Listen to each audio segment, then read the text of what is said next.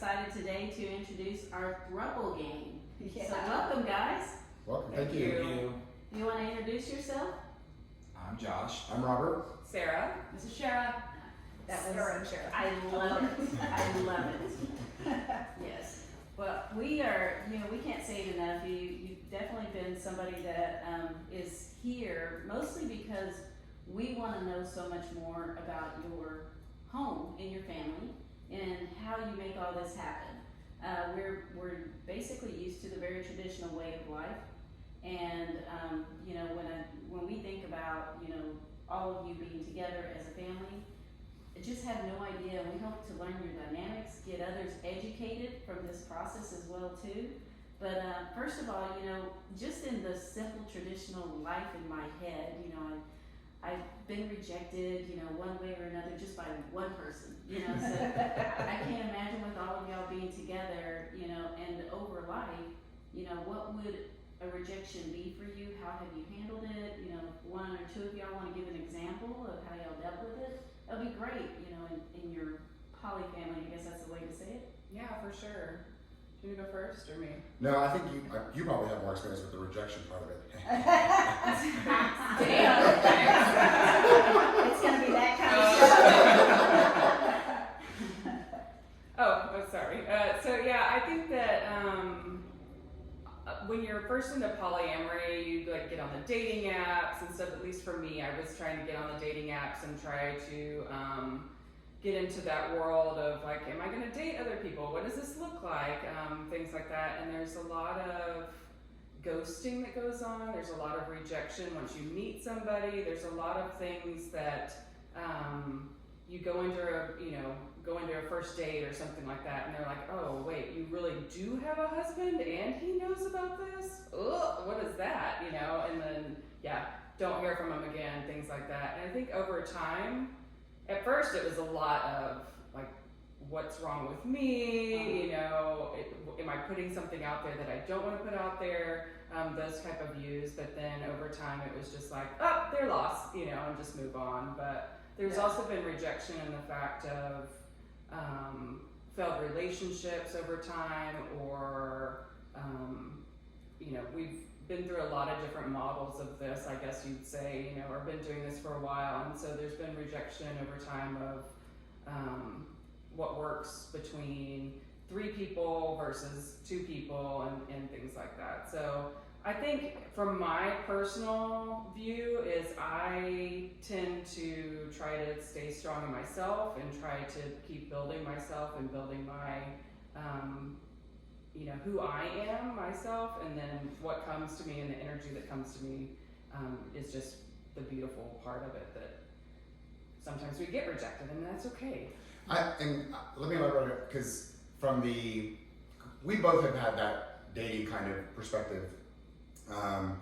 Nothing to the point of solid relationship. Josh is kind of the first solid relationship that we've had, and now Shara's joining as well. But I can tell you from the supporting aspect, seeing her go through that rejection kind of approach, or rejection, not approach, that rejection, you tend to learn how to provide that support in a very loving manner, to where it's not judgmental, it's not ridicule. It truly is, I'm so sorry that you're experiencing that. And you begin to develop this quality in yourself where you find happiness in their love, in their joy, whatever that looks like.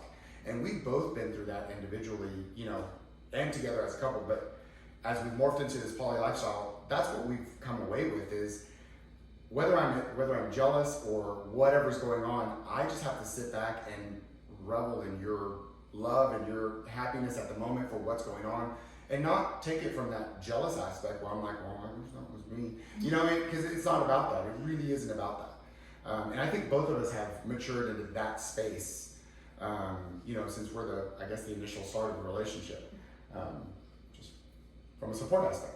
Yeah. Well, you bring up being an initial start. What does that mean to our listeners? Oh yeah, okay.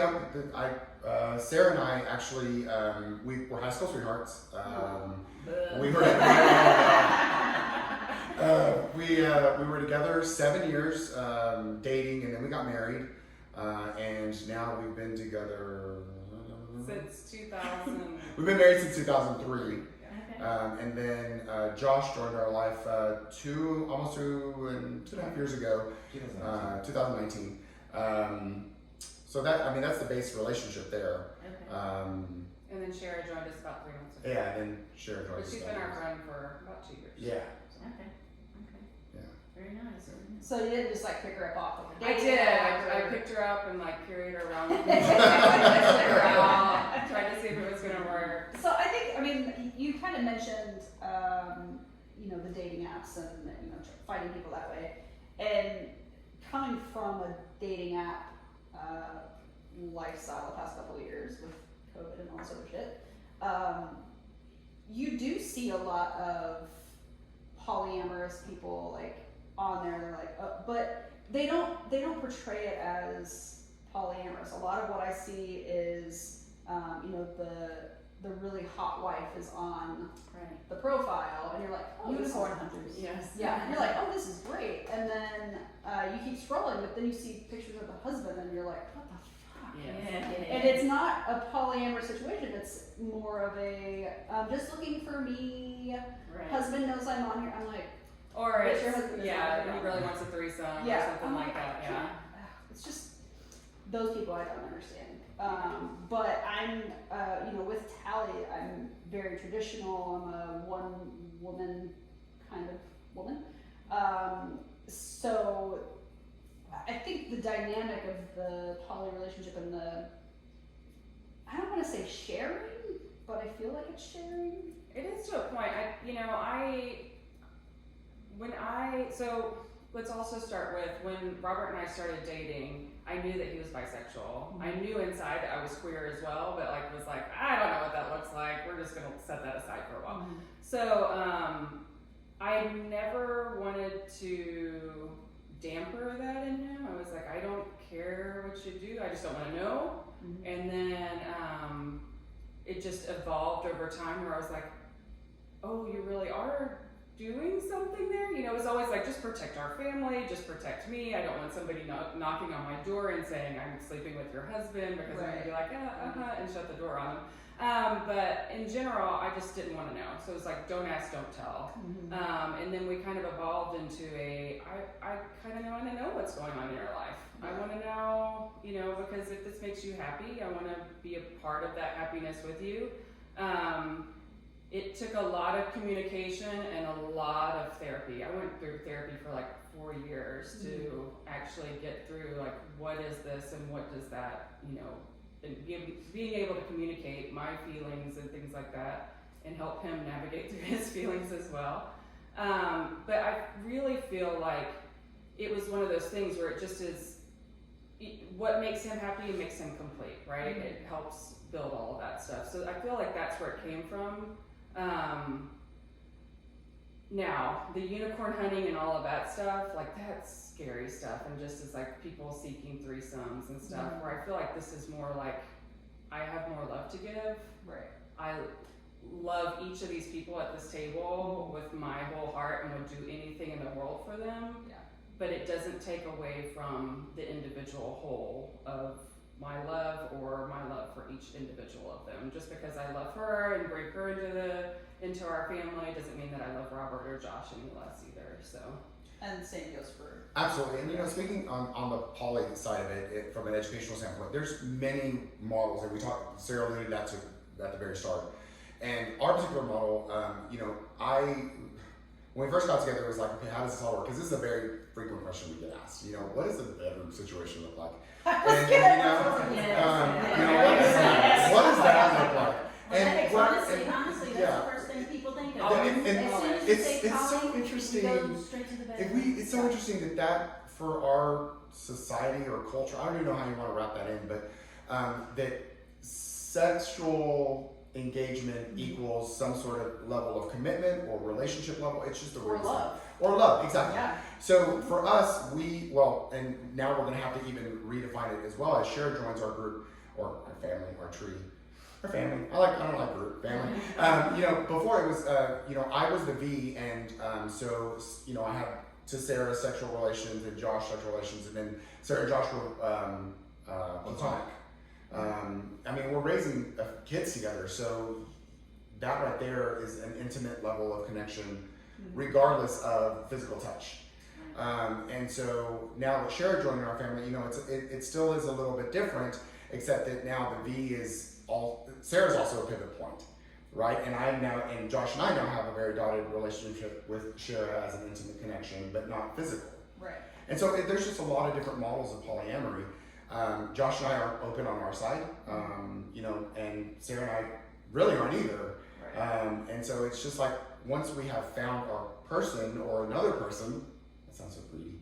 That's just kind of where we are. So going back to your, one woman kind of a person. Yeah. I don't know. I think for me, I'll say it this way. I don't want to sum up anything, but Sarah would always ask me. She's like, "Are you happy in our relationship?" And I said, "I don't think I can attain that." And I never was able to provide clarity to that until recently. And I said, I'm okay. I'm content. Yeah. And that doesn't mean good or bad. It's just I'm content. But I could never be happy because I had this other side of me. I had this gay side of me that I never got to explore fully with living with a man or the whole thing. Now I can say I'm happy because I have both sides, and that sounds super selfish and greedy, and I don't mean it to sound that way, but it is a fulfillment. And I don't know, that's kind of poly for me. Right. That's very helpful. So thank you for that, because we were trying to figure out how do you define poly for the community to understand. Yeah.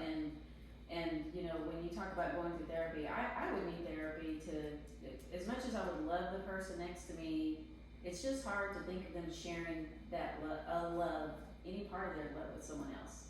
And why not me? Like, am I not good enough for all? Exactly. And those, exactly. Trust me, those feelings. Where am I missing? And how do you get comfortable?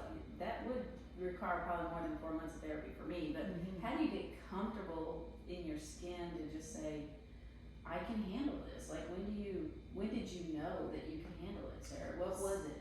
So I would say through therapy, I also realized that I was never had that monogamous mindset. Like, and I always contributed to my parents cheated on each other growing up, so like I just saw that and that type of thing.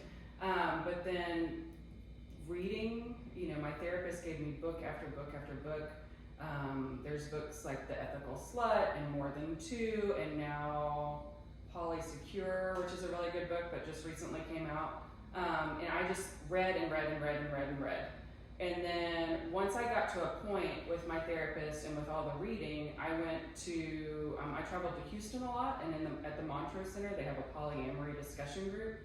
And I would go and I would just listen to how other people do this, how other people poly, and it was a poly discussion group, and we would sit and there would be a topic for the night, and we would all talk about that, and you would hear that every single person did it differently. Yeah. And I was sitting there and I was like, I've never met any of my husband's partners, and I'm okay with that. And everybody else would be like, gasp, scoff, oh my God, how in the world, And I'm like, I would love to get to a poly, like what they call a breakfast table poly, or something like that, where we can all sit down and have breakfast together in the morning, or do whatever, and go bike riding together. And that's where we are now. It took a lot of inside reflection on why do I think I'm not good enough, when he goes off and does something else or goes and sees somebody else. It took a lot of keeping myself busy when he would go date other people, but I think that he could say the same thing. Like, it was just like, oh, Sarah's going on a date, I gotta go do 40 different things so that I don't think about it, but then also reflecting on, where's that feeling coming from? Why am I having those feelings and stuff like that? So a question that I have, and I think maybe some of our listeners are probably thinking about it at this point too. Robert and Sarah, when you guys go to, and you've been here for a while, so this isn't recent, but do you always look for another man? Do you always look for another woman? Have you ever dated another man? Have you ever dated another woman?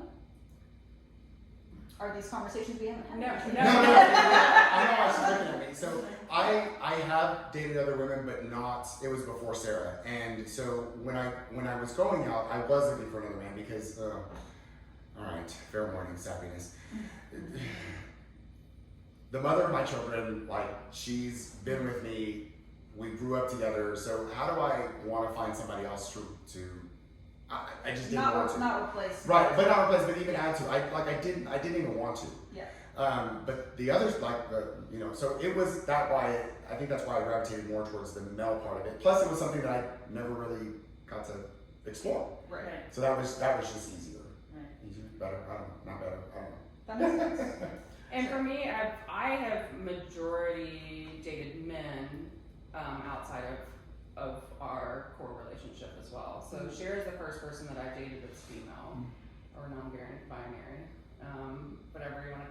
Yeah, and then, but yeah, in general, like I would date men as well. So Because I wasn't good enough. yeah. I was gonna say, like, did you have any initial feelings like that when those started? No, I didn't. I really didn't. The only thing that I had feelings about was like, okay, fine, go have your fun, whatever, I'm fine. No, it wasn't. I'll put it out there. The only thing that I required whenever she went on a date was I needed to see a dick pic. That was the only thing that I required because I wanted to see what my competition was. That was it. Okay, so I never sent him dick pics. No. We always joke about that, but no, it wasn't it because I think at first I was like, well, fine, whatever. But then it was like, how can I be hypocritical doing this and then not allow her to explore that? Like I couldn't do that. Right. So regardless of, so my own self therapy was, you can't say that because you're doing the same thing, and now she just wants to. So you can't do that. Yeah, when we first opened, he looked at me and he said, "I only date men, so you can only date females." And I said, "Ha!"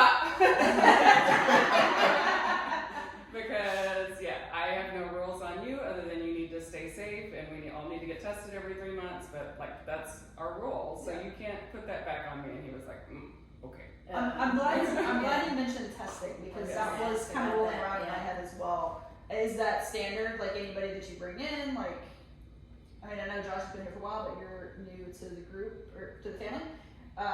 So every 3 months, that's the regular. Absolutely. Like we do go get tested, and again, we're not doing anything, but I think just from the perspective of health, overall health, I think it's great. I think it's just something that everybody should practice. We talk about. As soon as our children get old enough, I want to take them in so that they can go through the process and not feel ashamed or have any feelings of that. It's just, this is your health. Take care of it. Like every 3 months. Right. It's a simple test. Yeah. Real quick. That applies to everybody. This is not a problem. Oh, absolutely. Yeah, that applies to everybody. Totally. We should all be And doing this. there's resources like we go to the health clinic in downtown Fort Worth. It's free. They give you free prep and everything like that. So it's like a free resource, and you can get tested for free too. So Nice. everybody should get tested every 3 months or so, just depending on your activity. Yeah. So one area we haven't touched on, but we're kind of touching on it here and there, is the family. So you start thinking about the kids, and then you've got extended families such as the parents and the grandparents and everything. How do you tell them, or do you, how did that go out for you? Because you've been together for quite some time, and I would assume they know. Yes. At this point. And how do they take it? Go ahead. I rolled it out slowly to my family. It wasn't all kind of I wasn't out by any means, and I didn't have a need to come out even to my own children until their daddy Josh walked in, and he wanted to be a part of their life, and I wanted him to be a part of life, and so that's who I came out to first was our 3 children, and I said, I kind of gave him the speech and what are your thoughts, and the only thing that was a concern from my oldest son, what room does he get?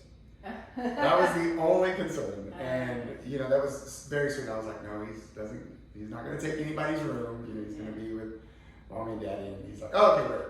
And so we moved on. Now the rest of my family, I just kind of rolled out slowly. My siblings, my cousins, my family. The only that I have not really said anything to is my mom.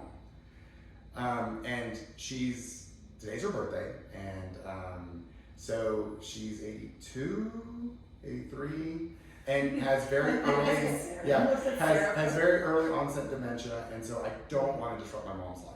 Right. She flips in and out. She's 85. You're way off. Way off. And so she flips in and out of certain chapters of her life. So That would be disruptive. What to benefit- somebody in that situation. Yeah, absolutely. it would be super selfish for me to say anything. I feel, Right. and it would only be helping me to give her, which I'm okay if my mom doesn't Yeah. fully understand that. Well, I has just she let you know. ever tried to ask you questions or alluded to? No, not even, not really. We weren't very talk about your feelings kind of family, anyways. So. Josh, what about your family? I mean, ever since I came out, when I was a junior in high school, it was a long standing, like, he's gonna do whatever he wants to do. And so I was actually married to my ex-husband for 2.5 years. And so just the gay aspect of, being the only gay family member in my family. And then, meeting Robert and Sarah, and then introducing them to my parents as, hey, these are my partners. It was kind of like my mom it's a lot like me, where she just kind of embraces everybody and is like, okay, we're doing this, so let's go. My dad's a little more reserved, but I think I've been out for a while, so he's just kind of not surprised with the way that what I'm doing. Right. So they just kind of accepted everybody and just went along. His mom is the most beautiful human being ever. Like, she gives the most beautiful cards and everything like that, and it's just been accepting of the whole family from day one. Well, and so we always joke too, because I'm the oldest of 3, and I was like, you're never going to get any grandchildren from me. My brother sure as hell is not going to give you any children. So we got away with my little sister, who's only 20, and was just not going to be anytime soon. Yeah. So now she's got 3 grandchildren that she didn't think she was going to get, and even our middle one, Anna, she spent the weekend over there with her. They got her nails done. She made little what are they called? Yeah. Dorothy slippers. She did all the little granddaughter things with her. Oh, that's She so plays. great. She played basketball in high school and in college, and so she plays basketball with the boys and everything. It just She's a cool grandma. Yeah. That's awesome. And then with my family, it was very interesting. My dad is very Southern Baptist conservative, so I think that he still thinks to this date that I'm like held hostage in this situation. Unwillingly. And that's okay, he, to the best that I can say, he tolerates it, he doesn't understand it, and I've looked at him many times and said, you don't have to understand it, you just have to love us through it or move on. I think, I like that. I think that's good advice for anybody that doesn't understand the situation. Right. You don't have to understand it, just let everybody be. We're not hurting anybody. Yeah, everybody's exactly. happy here, Yeah, nobody's being everything. hostage. And we do say, ask your questions. Yeah.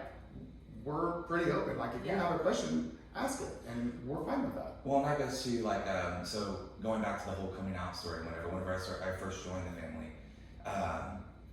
pictures slowly started rolling on Facebook, of the 6 of us, and one of, I guess it was your high school friend? No, College friend, and they commented on one of the 4th of July posts or whatever, the first official family picture, and he was like, who is this middle-aged white dude? And so the one thing that I got out of it, I was like, wait a minute, I'm not middle-aged. Of course. So that was, I think, the beginning of now everyone starts to ask questions, and they started to, we kind of slowly rolled it out that way. Yeah, and we're open to everybody now, and it's easier this way. We've been open, and I feel like a lot of the times we get, at least I get the comment of, your lights shine so bright now, like you're just, like you've got infinite energy going on right now, because we're open and honest, and like we're not hiding it anymore. Where before we were not hiding it, but not everybody knew, but there's so many societal norms where it just isn't the norm, and it's not okay, and so many questions and everything like that, where it just feels natural to us now, and feels so much better and easier to be who we are. And my family just embraced everybody too. Like, my mom took Josh in, my mom's already taken Shara, and absolutely, we walked around the pool one day, and she asks Shara all the questions, you know, so it's really funny. But My mom and her stepdad showed up to the little Fort Worth picnic that we had last weekend, and they had their rainbow shirt on and just, Ally shirts yeah, and ally everything. shirt. It was just it was That's awesome. really great. Shara, you're exceptionally quiet. Tell us where all this came into play for you and what your coming out story is. Okay, I mean, I came out as gay 20 years ago, so my mom took it really badly. Was raised Mormon, super Mormon. So very conservative, very like that's a sin, etc. And that gave me the freedom though to have a massive exploration, because leaving something so different and embracing the part of me that knew I was gay, I explored every possibility. Maybe I'm this, maybe I'm not, maybe what's gonna make me happy. And as far as poly applying for me, it was that I realized I was in a marriage for a few years. My ex-wife is a good human, but not for me. And it's that you have this expectation in a monogamous relationship that person is going to be your everything, and you're going to be their everything. That's a pressure I don't want, and it's an expectation of my partner that I don't want. I want you to be all the things that you are that are a great piece for me. It's a puzzle piece that fits so perfectly. That's not the only piece, right? Not for me. There's another piece that fits great. I have another girlfriend who also has a husband, and she's another piece for me that fits, that I have a love with. It's a different dynamic with us. I don't see her as often, but it's like this beautiful thing that I can enjoy, and I don't have to feel bad or guilty. It's another piece. It's not exclusion or making somebody feel like they're less than. You are your piece, and it's whole, and it fits with me, and we can share that. So that's. I have to Well, say, Wait, back a little bit. Do you have another girlfriend? So they're slowly getting introduced to the amoeba of this family that we have. Remorse. Shit. Okay, we're gonna get to your questions. I'm the single one. Well, I'm the single one. okay. So my mom still thinks I'm absolutely of the devil, and this is like even beyond. She doesn't even know fully that the extent of my relationships, Right. because she doesn't need to know. So, The rest of my family's like, of course you do. You already do all the things. You're crazy, and that's great. If you're happy, then I'm happy. right. Yeah, I mean, happiness is the key, I think, Right. for everybody here. But I don't even know. Like, this is like. You can just say it. Whatever. Like, how do you Just manage? ask it. Okay, first of all, how do you manage two women? Yes. It's two women that each have Seriously. husbands. Yes. Well, it's nice that they both have husbands. That's sometimes. You're like, bye. So there's that. Yeah. They both have kids. They both have 3 kids. So they have mom duties as well. Lots and lots of communication. Lots and I talk too much. You can ask her. As quiet as I'm here, I'm not. I talk about my feelings way too much. Yeah. Really, very, very open and honest. That's the key for me. Yeah. It's just like, and if there's any issue or if you're feeling some type of way, good, bad, otherwise, it's got to be at the forefront. If you're holding anything back, it's gonna. So, I think where you're getting caught up, I know you're very conservative, My mom is. traditional, Yeah. and I think even what I struggle with being in one relationship with one person is the fact of how much time I have to put into it, because I would want to, and I would want to free up my time to give that amount of love, because that's what it equals in my head. So it does, whatever that is equates to in your head, Allie, that's the kind of relationship you're going to feel comfortable with, and if y'all are on the same page, right. it does make sense to me, what she's saying. No, I mean, it makes sense. Like, I Yeah. understand. Like, it's just, I just And- didn't know that. Yeah, and I was trying to figure out, like, how does that work, but just hearing that he's fulfilling certain needs, they're fulfilling the other needs, and you're not having to put as much involvement in, it makes more sense, because I just start getting anxiety just thinking about being in just one relationship, but that would be doing everything, in my life with that person, and this gives you the flexibility to be what makes sense to you, and kind of rolling that out, do you want to say? Yeah, well, I was going to say, like, Sarah always says really well that, each one of us touches one of her love languages. So Robert touches one that I can't touch, or I touch one that Robert doesn't touch, or Shara touches one that, we can't touch. Mm-hmm. So it's just fulfilling that bucket of love,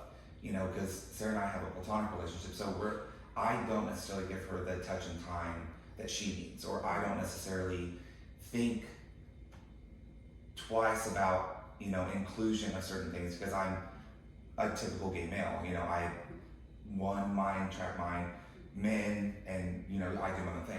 So it's just like Shara said too. The whole puzzle pieces is whenever people come to our lives, and it just seems to work. It fits. It flows. Right. If that makes sense. Yeah, no, it makes sense. Walking down the street and Josh reaching over and touching or grabbing my hand is like the world to me. Like it just makes me feel so loved from him, and everything like that. Where everybody touches everybody and hugs and everything like that. But like that, gay male's perspective of reaching down to his girlfriend's hand, and I'm just like, every single time he does it. So it's very Or whenever we're really drunk, we make out in the bar. Yes,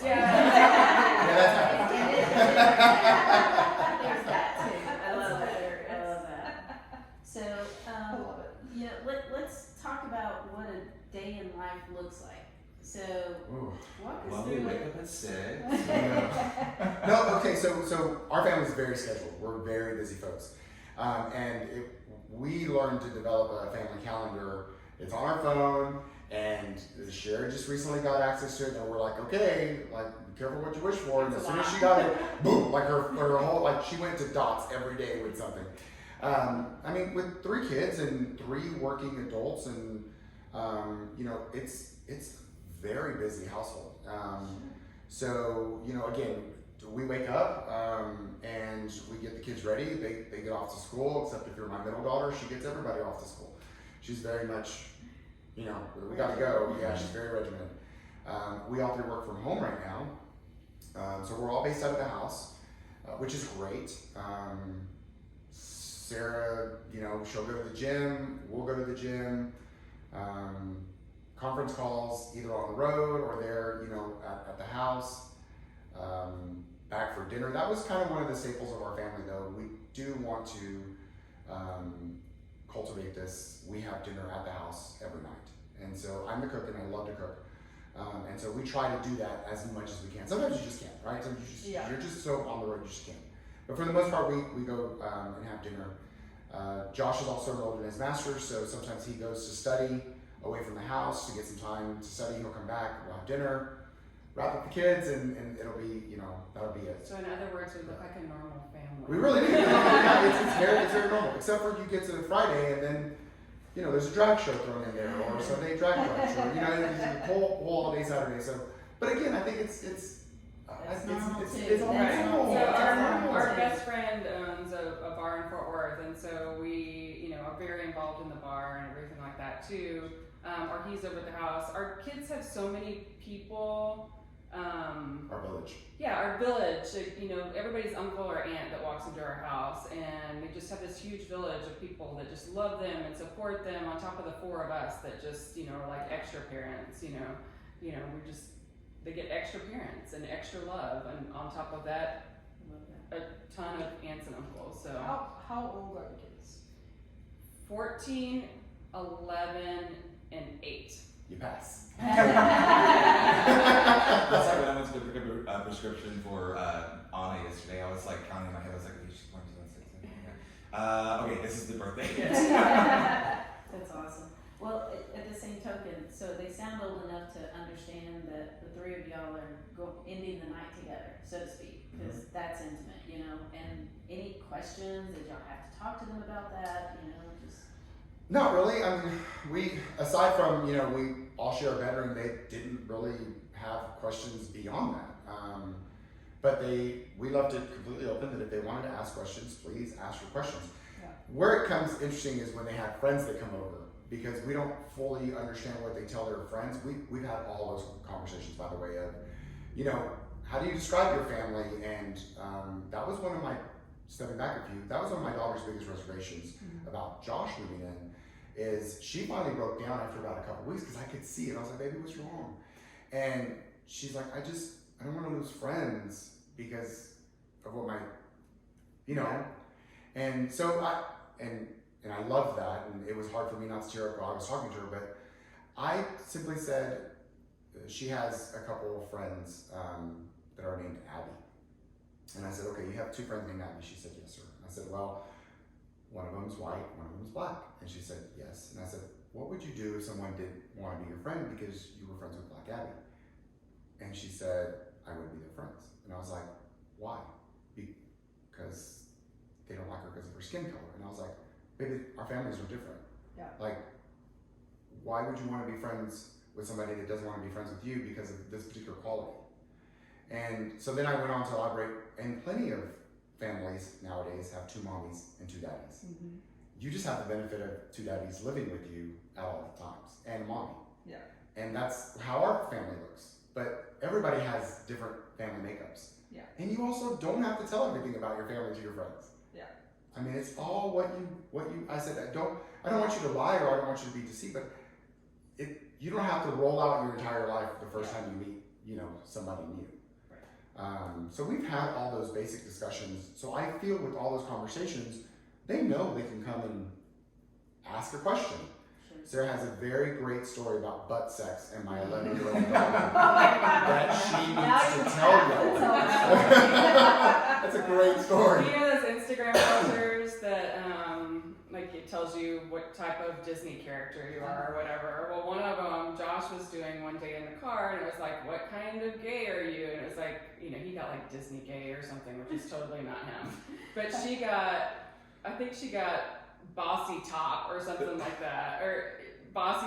She got something, and she was like, well, what is that? And so then we went through the whole litany of what butt sex is, like what anal is, and just different things.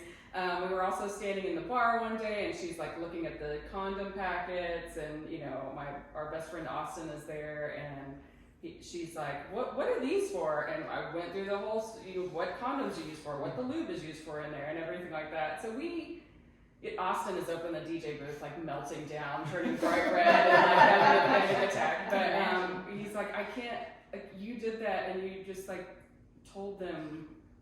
You just had that whole conversation in front of me, and my societal norm views like panic, Right. where I'm like, I'm sex positive. I want my kids to be sex positive. I want them to be like, this is my body, and this is what I like and what I don't like, and don't touch me there, and all of that stuff.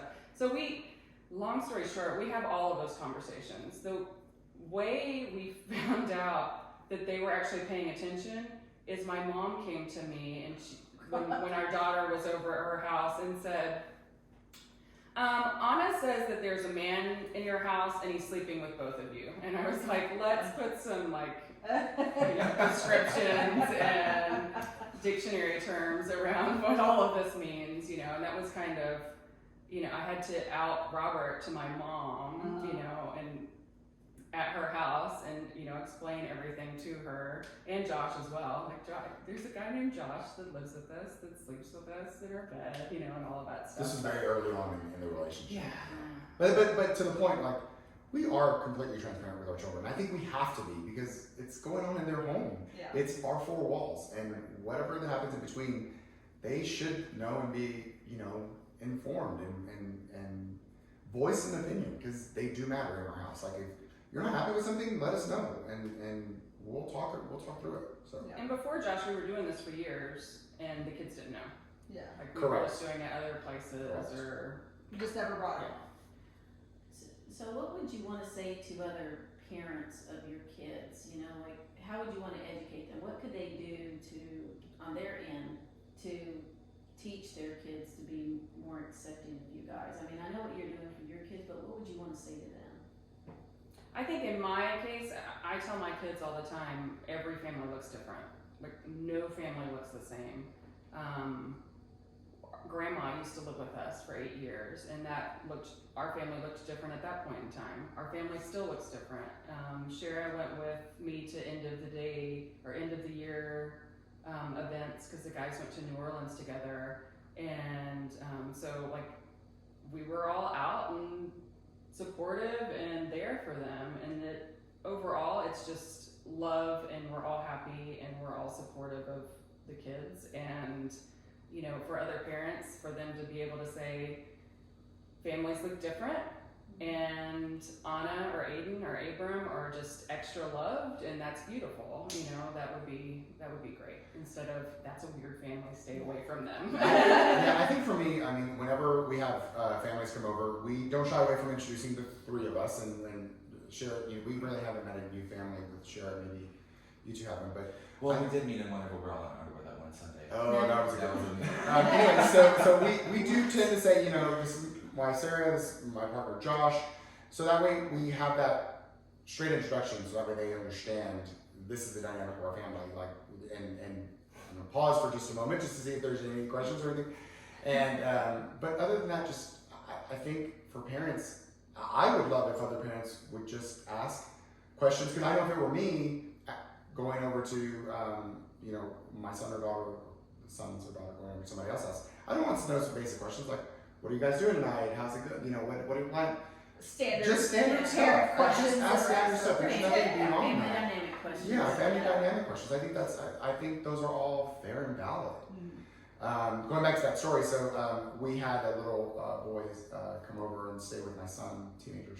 They play soccer together, and it was Saturday morning, and we were all putting together a new TV console that we had bought. Typical stuff, right? Sharon and Josh were putting Sharon and Josh are putting stuff together. I was Playing, Sharon and Josh are, I buy, we buy, they play. And so it was, somehow it turned out to be just underwear Saturday. And we were just all kind of hanging around in our underwear, and they had t-shirts on or whatever. And so we get a knock at the door, and we all kind of do the, where the hamster pops out of the cage and the gopher, and try to whack them all. We kind of just look at each other and go, are we expecting that? And so Sarah goes to the door, and I'm like, hey, you're I trying kind of what like are you do doing? the around the corner Yeah. and hold at the door. And he's like, hi, I'm Kenneth's dad. I'm here to pick him up. And I was like, of course you are. Come in. It's No Pants Saturday. Come in. And then I'm like trying to stand in awkward ways because at this point in time, he has already seen me not with pants on. And it's really okay. But I'm just like, So now he's picking up, his kid from a house with 4 adults that are all there. Well, 3 of us are in our underwear and t-shirts. It was so funny. He walked in, he kind of looked up as he's like, hey, it's a nice house. And his eye never looked below that. I was like, oh, God. But yeah, so it just, for the most part, we haven't met a family that our kids have been around and a family that, are friends with our kids that haven't been like, okay, that's great. If you love our kid, you're going to be here, you're going to support our kid. If he messes up, you're going to fix it, whatever. But If I was a parent, I'd be like, that house has 4 adults in it. Yes. Good. You can go anytime. Goodbye. Go over to their house. Why don't you go to their house? I know somebody's home. It's fine. exactly. That would be me as a parent. Go. Plenty of adult supervision happening over there. That is very true. So we've touched on a couple of folks you interact with, but we haven't talked about work. How's the work environment? Do you even talk about your personal life there? Yes, sir. Well, yeah. I've been out ever since I started working. I don't necessarily go, when I start a new job and say, hey, I'm gay, but it just naturally comes out, So I actually met my best friend at my current work, and we were there for about a week and a half, and I finally said the word husband, and she stood up, she was like, I knew you were gay. So I was like, well, it was pretty obvious, I think, what I was wearing and the way I was sitting, but, anyway. But going through my divorce and, beginning my relationship with Robert, Sarah, and now Shara, I never shied away from it. I had a picture of our family on my desk. If someone asked a question, I would explain it to them. Although I do work for a large company, but it's a small employee base, so we're really close. So a lot of my peers and colleagues and bosses knew my story and what I was about, and I never really had to hide it. So I never really felt suppressed or rejected in any way like that. I work in the federal space, and so I've been there 19 years. So I've worked with these people for about that long, and to have that shift is a little different. And I don't present it differently. It's almost like a need to know, because 10 years I've been at home. Yeah. So I don't have like a office that I go into where I see, but old coworkers who have turned into friends, obviously you're my friend, you're in my circle, so I'm going to let you know. And immediate supervisors and directors and stuff, I do let them know, and my partners, or I haven't come out and said, unless it was a particular situation, this is my life. I just simply use the word partners, or I use husband and wife interchangeably, and maybe they'll catch on. maybe not. It's not for me to worry Yeah. about. I work for a large company now, and it's very LGBT friendly. You know, they have a huge inclusion and diversity inclusion group, everything like that. So I just started back 2 weeks ago. I previously worked for them and then went away for 3 years and came back. And I'm not, like, my boss knows, she's one of my really good friends. It just is what it is. She's thrown up in our front yard drinking. She's a great boss.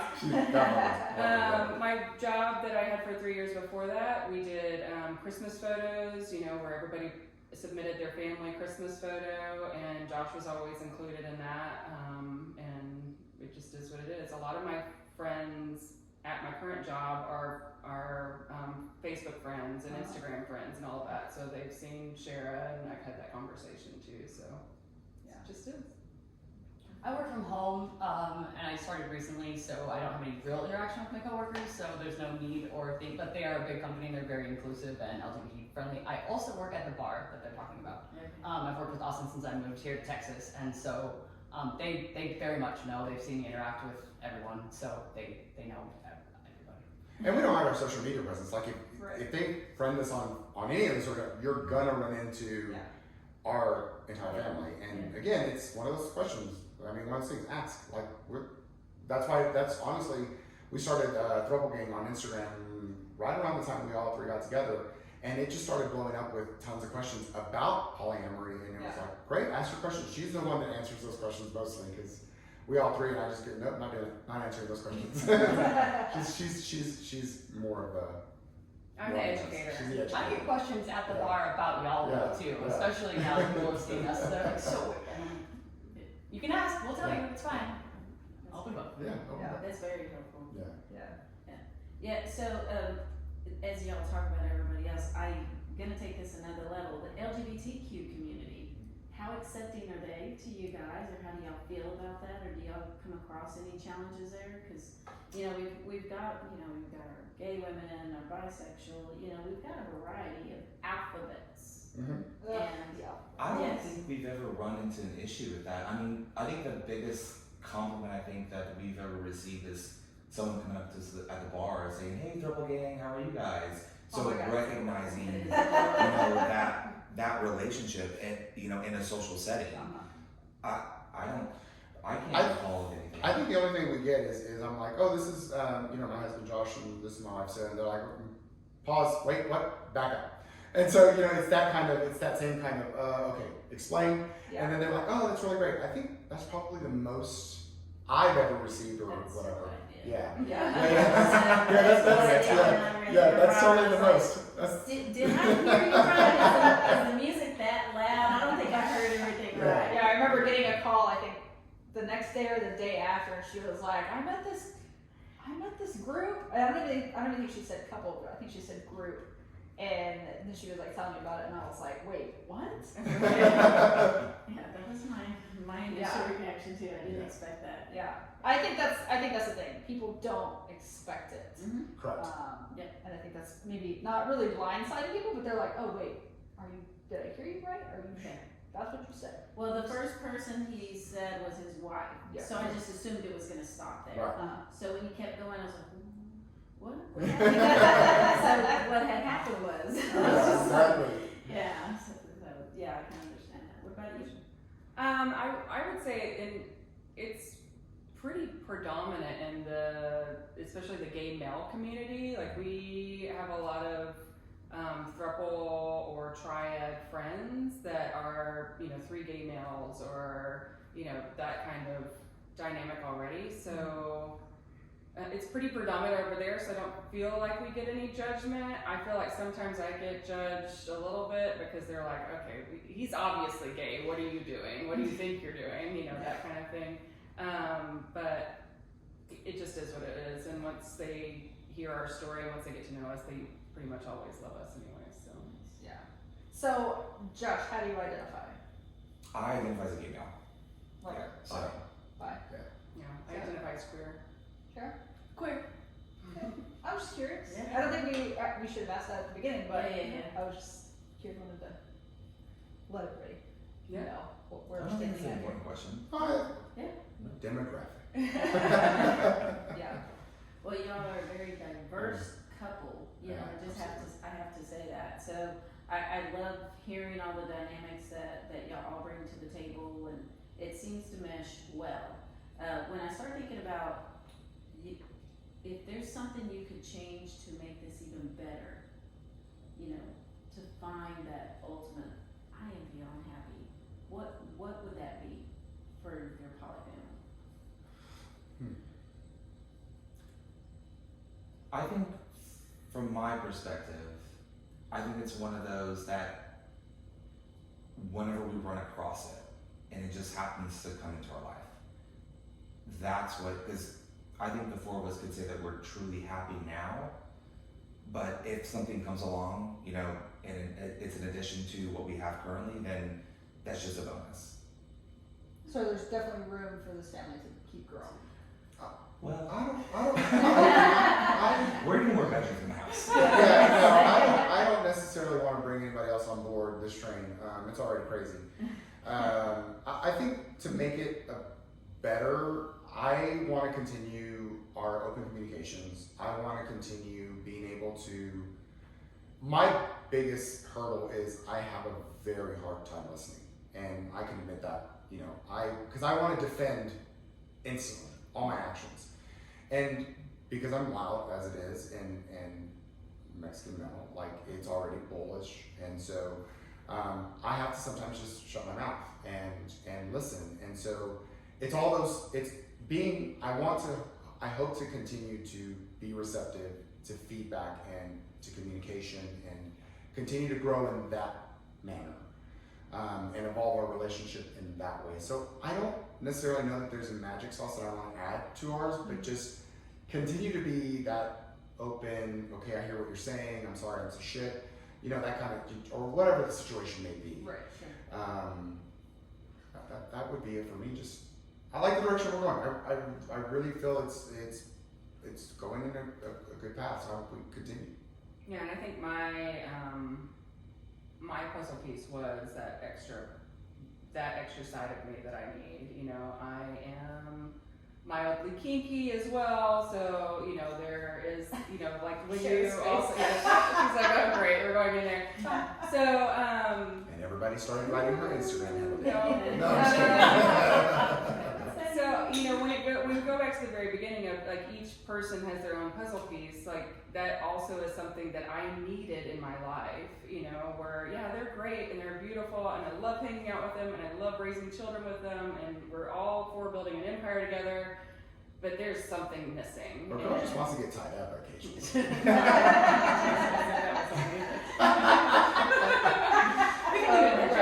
And welcome to our relationship. Perfect. I love that. But you know, for me, it was like this is still there's something missing, and there's something I don't know what it is. And you know, before my mom would always come over to the house and be like, "You're just so happy, you're so happy." And then she met Shara, and she was like, "Wow, now you're really happy. Like now I cannot. You know, like this is too much for me. You're really happy." So I think that was what it was for me. Sure. Oh, I'm very content. My life is full. No, honestly, I same with the communication, just keeping that open and honest. That's something I had to really teach myself to do. I just wanted to hold it in for the sake of other people's feelings. So then I'd hold it in so much that I'd explode over something stupid. That was my method of not dealing with anything. So just keeping that communication is super, super important. But no, I'm very happy right now in my life, and it's very full, and I'm excited to be a part of this whole dynamic. It's amazing. I love that. I love that. Now, I want to just go back to this because I might have missed it, but how does that transition really look like? So you meet somebody out, and now, you know, how did the process go? You sit the guys down, like, hey, or I just brought somebody home, they're still here. I can tell you, like, Shara is absolutely Sarah's top. We knew that, like, the minute that we both met Shara. I think it was, Shara looked at me and she's like, I want to lick her. And she may not have said those words. I think maybe she did, but that was the look I received from her.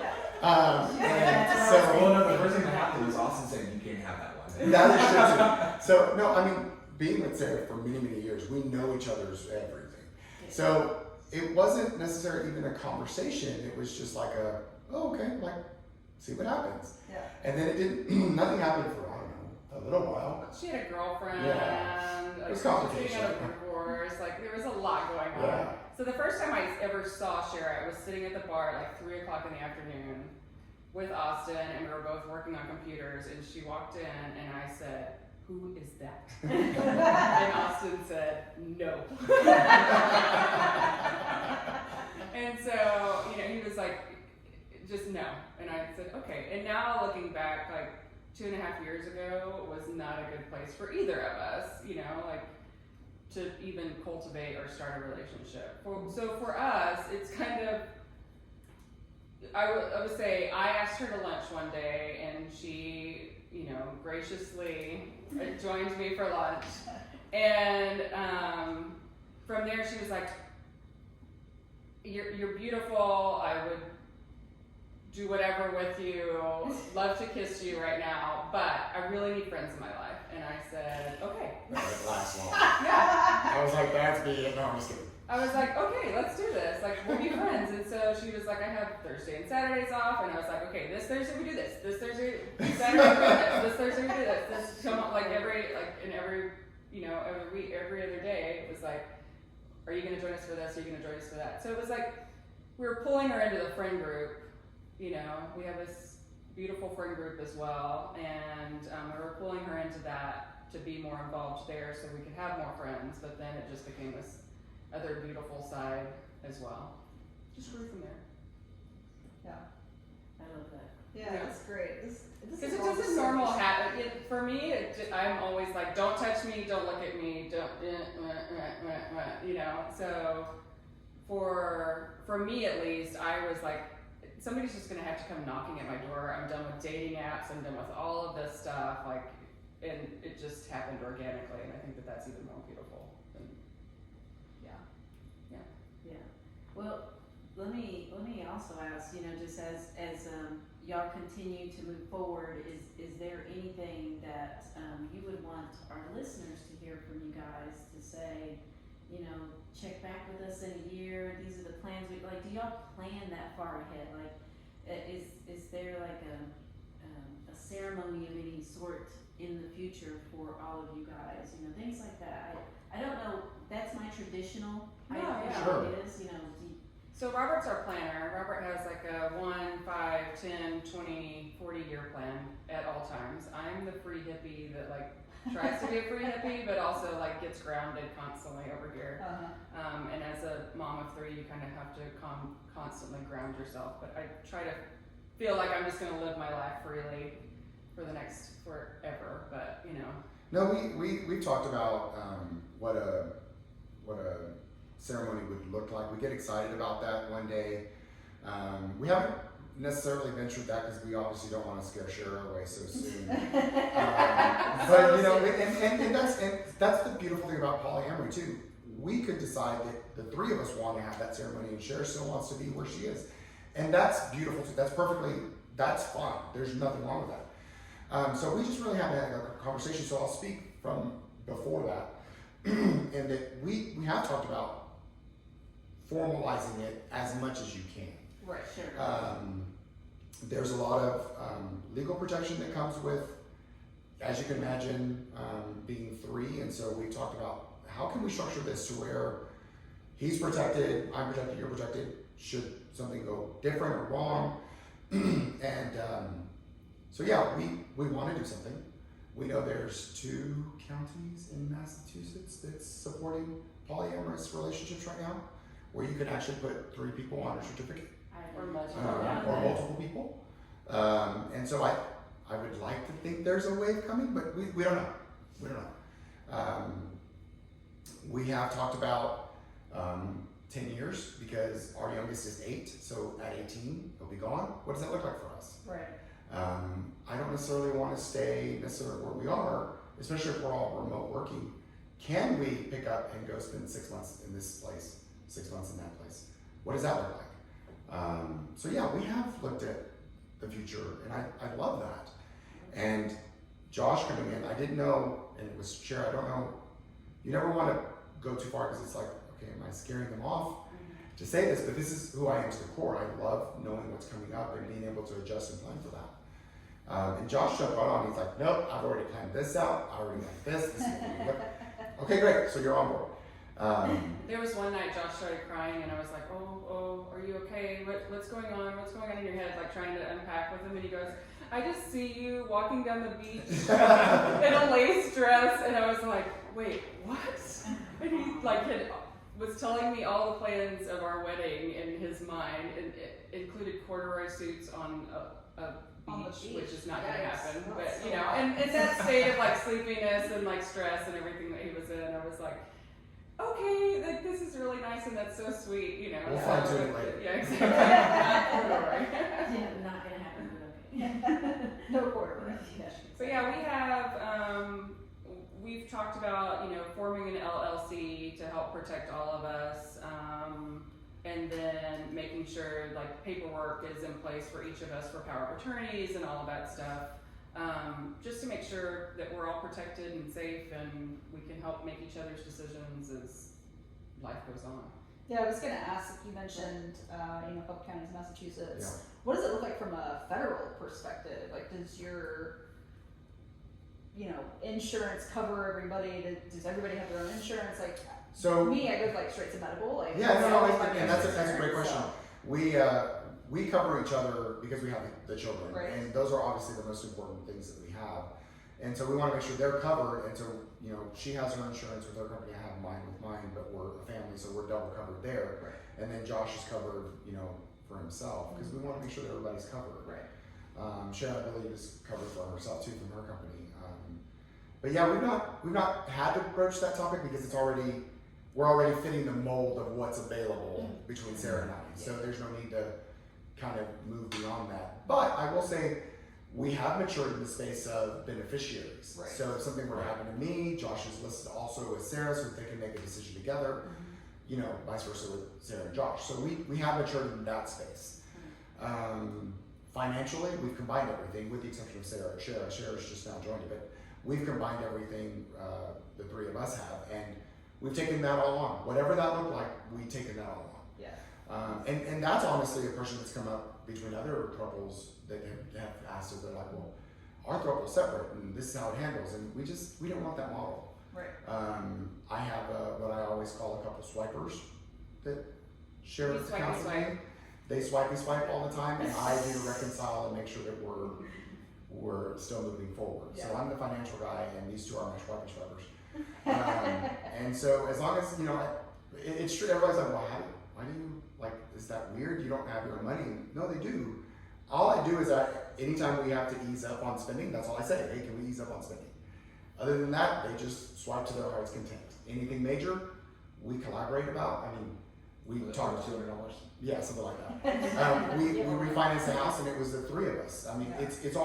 the house is just on us two, because we have a plan for him to get his own place for the kids to go to college down in Stephenville. So but that's Tax again, Right. there's a strategy Yeah. there, and Yeah. all three of us have that strategic discussion about finances. We tackle that right on because I know money's one of the Yeah. issues that kill relationships. Oh yeah. So we're not going to do that, and you know, we all make different varying levels of income, but it doesn't matter. What goes into the house, and so that's how we joke with who makes the most. And yes, the female makes the most. Get it? We joke with that, and you know, she carries that, but it wasn't always that way. It used to be this guy. Anyhow, Just put it so out. right, just put it out.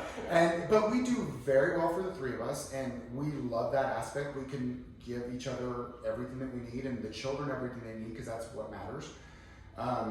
But we don't let that be a stumbling block, and it doesn't. And I don't hide anything, because in his previous relationship, I hope I can show this. That was used against him, like his finances, and he trusted his partner to navigate that all, and he was left with a bunch of debt, and so I was not going to be that for him. And Yeah. they all know there's this nice little area where they can go to get everything, access into all the sites and things that they need to navigate financials should something happen to me. But yeah, we're super transparent with all of that, and I think you should be. You should be in a relationship. Yeah, I you agree. should be. Yeah. So. And just my observation, y'all seem very mature and, you know, y'all are really thinking everything through, you know, Thank you. and all aspects of your life. And I think that's what's allowing y'all to be so successful and communicating to be transparent about things.